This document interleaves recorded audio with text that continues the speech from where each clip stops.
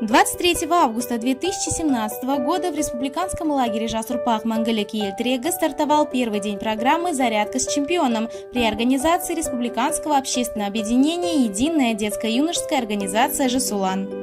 Ассоциация джиу-джитсу Казахстана приняла активное участие в данном мероприятии в лице мастера спорта международного класса, двукратного чемпиона мира по джиу-джитсу, двукратного бронзового призера чемпионата Азии Дархана Нуртаева. Более 100 детей приняли участие в утренней разминке вместе с чемпионом мира.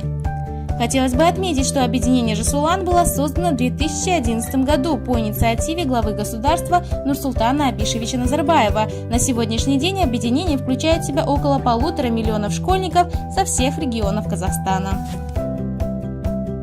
Всем спасибо за внимание. Зарядка окончена. Если есть возможность, занимайтесь джиу-джитсу. Наши чемпионы мира по джиу-джитсу.